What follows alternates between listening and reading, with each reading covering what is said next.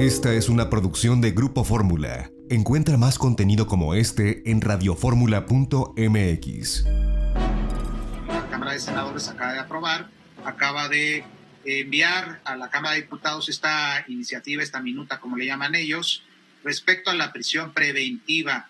Es una reforma, son varias reformas, adiciones a las leyes secundarias, como se le llama en el derecho, de una reforma, fíjense ustedes, constitucional, que se dio allá en el mes de abril del 2019. Apenas los legisladores aprobaron estas reformas a estas leyes secundarias, por ejemplo, entre otras, la Ley General de Salud, a la Ley General de Delitos Electorales, en materia de delitos electorales, que ya dentro de poco se inicia el proceso federal electoral 2020-2021, y este tema de prisión preventiva ha generado mucha problemática en ese sentido. Yo no sé si estén ustedes a favor o en contra de la prisión preventiva, pero vean ustedes que durante todo este tiempo se ha dicho que, por ejemplo, en el caso de la prisión preventiva, pues va a haber un abuso completamente, por supuesto, de exceso por parte de la autoridad para decretar la prisión preventiva en ese sentido, ¿no? Uno de los aspectos que inclusive documentos, convenios internacionales se ha mencionado es que violenta dos principios importantes. Uno de ellos es la presunción de inocencia y el otro es el debido proceso, dos aspectos fundamentales en materia de derechos, por ejemplo, en esta parte de los derechos del imputado, que es importantísimo, que se tiene que conservar, prevenir de alguna manera y también, sobre todas las cosas, proteger. Pero más aún allá también de la prisión preventiva, el sistema penitenciario. ¿Qué es lo que está pasando con las cárceles? Un poquito más adelante estaremos hablando también de este tema, en otro sentido con Juan, pero sí en el aspecto del el número de personas que están al interior de las cárceles en nuestro país, cuántos internos hay, cómo se están distribuyendo dentro de las propias cárceles, y con la prisión, con el sistema de prisión oficiosa preventiva en ese sentido, pues sin duda van a llenar más en ese sentido las cárceles. Pero bueno, este es un tema que da para mucho y yo aquí se lo quiero comentar a ustedes. Finalmente se ha aprobado, se va a empezar a aplicar ya con estas leyes. Falta que la Cámara de Diputados lo apruebe en su integridad, en estas disposiciones jurídicas, y vamos a ver qué es lo que pasa con la prisión preventiva en nuestro país. Sí, Venus, querías hacer un comentario, ¿no? Sí, esto de la prisión preventiva oficiosa, yo lo veo como un cuchillo de dos filos, corta de ambos lados. Sí es cierto que este país tiene un problema de inseguridad brutal, y que se necesitan medidas fuertes para empezar a controlar. No podemos hacerlo como siempre lo hemos hecho, no va a funcionar. Entonces, si la prisión preventiva oficiosa puede servir para esto, puede abonar en algo. Sin embargo, está el otro lado. También es un instrumento para toda serie de abusos y tropelías. Por ejemplo, se prevé la prisión oficiosa preventiva para ciertos delitos electorales. ¿Sabes qué va a ser eso? Eso va a ser un todos contra todos. Se van a promover procesos penales frívolamente solo para descarrilar a un candidato. Y como es la prisión oficiosa, mucha gente va a la cárcel porque es en automático. O sea, si la fiscalía solicita una orden de captura por un delito que merezca prisión oficiosa y el juez la da, eso es un pasaporte en línea directa al reclusorio sin nada de que abogado, sin nada, absolutamente nada. Ese es el peligro.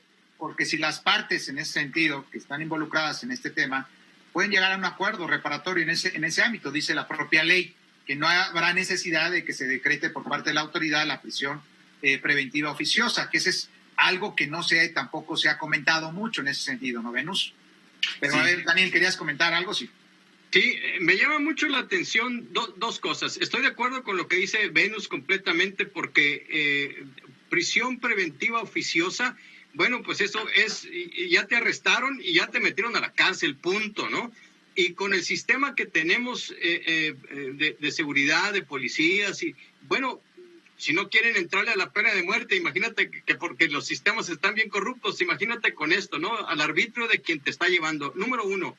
Número dos, ¿por qué no se sientan a ver un programa de televisión de esos norteamericanos donde dicen qué delitos sí ameritan prisión preventiva y cuáles no, ¿verdad? Y cuáles pueden estar en la casa. De veras se aprende mucho viendo estos programas de televisión, tan sencillo como eso. Y número tres, me llama mucho la atención en la nota que se habla del delito de corrupción. ¡Ah, caramba! ¿Cuál es ese? ¿Cómo es ese? Cuando la corrupción es una falla moral, es una falla de carácter. O sea, ¿cómo lo van a juzgar? Porque hace unos años también hubo un dictamen que te iban a llevar a la cárcel si veías maliciosamente a una mujer. Y dije yo, caramba, ¿quién va a juzgar una mirada maliciosa, verdad? O sea, ¿con base en qué? Entonces, no entiendo este sistema que se complica más y sí da pie, como dijo Venus, para tropelías y corruptelas. Fíjate, Daniel, en esa parte de delitos de corrupción se habla de enriquecimiento ilícito, que ese es uno de los aspectos fundamentales, digamos, del tema de la corrupción. Pero bueno, podríamos entrar a muchas cuestiones para platicarlo, pero vamos con Juan para darle el uso de la palabra. Juan. Sí, yo solamente quería hacer un comentario sobre el particular. Cuando en 2008 se hizo la reforma penal y de justicia, en aquel entonces, que entró en vigor hasta el año 2016, una de las cosas que se aducía era precisamente que por el malo estado de la infraestructura penitenciaria había que pensar en la cárcel como el último recurso para llevar a alguien ahí. Es decir, esto va totalmente a contrapelo. Ahora, si no tenemos infraestructura, ¿qué va a pasar en ese tiempo, 1 o 2 años, para que le digan usted disculpe, en qué condiciones sale el imputado? En cárceles donde además la separación entre sujetos a proceso y sentenciados en muchos casos es prácticamente nula. Sí, ¿no? Y las cárceles ya no bastan. Se hablan de 19 cárceles federales y 309 cárceles locales. Alrededor de más de 170,000 personas que están ingresadas en este sistema carcelario.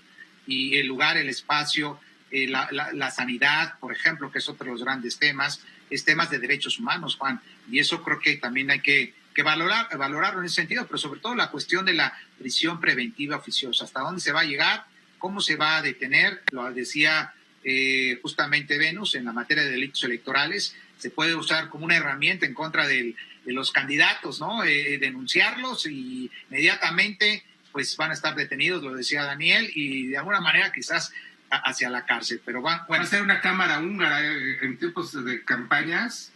O sea, todo va... Sí. Mónica, ¿querías comentar? A mí se me hace un tanto absurdo por todos los efectos que puede tener. Pero lo que yo estaba pensando es que ¿por qué no hacer mejor un programa de pulseras electrónicas o chips para todas las personas que estén en esa situación? Es mucho más fácil. No abarrotas las cárceles que ya de por sí están abarrotadas y tienes control sobre el fulanito, la fulanita o lo que sea. Los hay, Mónica, los hay, de alguna manera. ¿Por qué no se generalizan? En lugar de meter a 1,000 gente a la cárcel por delitos que ni siquiera, que son de tipo administrativo, que ni siquiera merecen cárcel, ¿por qué no mejor a todos, así que lleguen al juzgado, pum, les meten el chip y luego vemos, pero los tienen bien vigilados? Eso sería lo ideal. Pero bueno, con este gobierno, quién sabe. Que es muy complejo. Sí, Venus, ¿querías comentar algo? Sí. Sí, lo que pasa es que, a ver, yo creo que sí, la prisión oficiosa, sí, de alguna manera prejuzga sobre la culpabilidad de una persona, ¿no? Entonces, desde ese punto de vista es inconstitucional. Pero como está en el artículo 19, pues está en la Constitución. Pero eso no quiere decir que se puedan invocar instrumentos internacionales. Sí. Porque yo estoy seguro que esa disposición va en contra de... De hecho, lo han hecho, ¿no? Con algunas declaratorias de las Naciones Unidas, pero en fin, el tema está ahí a discusión, seguramente lo veremos más adelante en su probable aplicación, pero sí quiero decirles que en 5 años posteriores se va a evaluar si se va a seguir aplicando esta prisión preventiva o no, así lo dice la Constitución reformada en el 2019. Esta fue una producción de Grupo Fórmula. Encuentra más contenido como este en radioformula.mx.